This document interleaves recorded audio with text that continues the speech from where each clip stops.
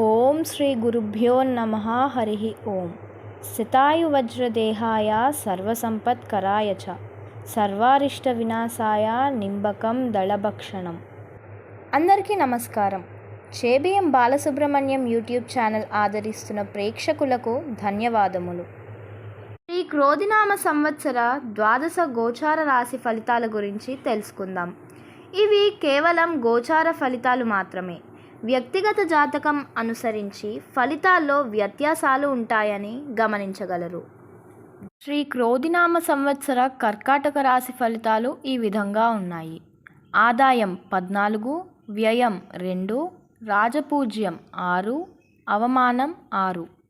ఈ రాశి వారికి ఈ సంవత్సరంలో గురువు 9/4/2024 నుండి 1/5/2024 వరకు మేషంలో అనగా దశమ స్థాన స్థితి వలన ధన నష్టం, వృధా ఖర్చులు ఉంటాయి.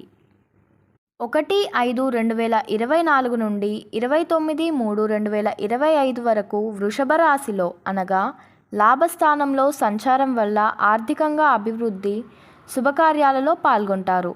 శని భగవానుడు 9/4/2024 నుండి 29/3/2025 వరకు అష్టమ స్థానమైన కుంభరాశిలో సంచారం వల్ల అశాంతి, శారీరక మానసిక ఆరోగ్యం కలుగుతుంది. ఏ పని ముందుకు సాగదు. తరచూ వైద్య సంబంధమైన ఖర్చులు, ప్రయాణ ఖర్చులు అధికంగా ఉంటాయి. గృహంలో భార్యాభర్త మధ్య కొంత అన్యోన్యత లోపించి కలహ వాతావరణ పరిస్థితులు నెలకొంటాయి. ఎంత ప్రయత్నించినా శ్రమ ఎక్కువ, ఫలితం తక్కువగా ఉంటుంది.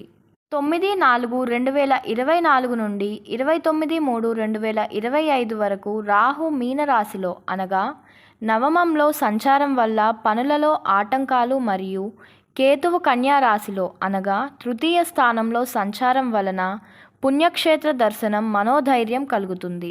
ఈ సంవత్సరం ద్వితీయార్ధంలో నుండి అన్ని అంశాలలో అభివృద్ధి, ధన విషయంలో స్థిరత్వం, కొత్త అవకాశాలు వచ్చి వృత్తిలో విజయం, బంధుమిత్రులతో ఉల్లాసంగా గడపడం, అనుకున్న పనులు ఆలస్యంగా అయినా విజయవంతం అవ్వడంతో మానసిక ప్రశాంతత, ఉత్సాహం కలిగి ఉంటారు. సాఫ్ట్వేర్ ఉద్యోగులకు అగ్ని పరీక్ష, స్వదేశమునకు తిరిగి వచ్చే అవకాశాలు సూచన ఎక్కువగా ఉన్నాయి.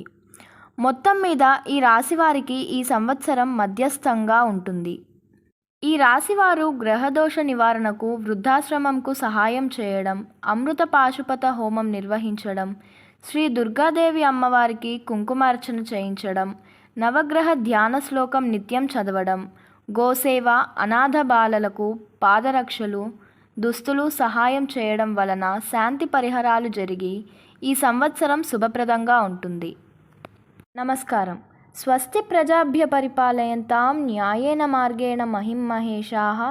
గోబ్రాహ్మణేభ్యః శుభమస్తు నిత్యం. లోకా సమస్తా సుఖినో భవంతు.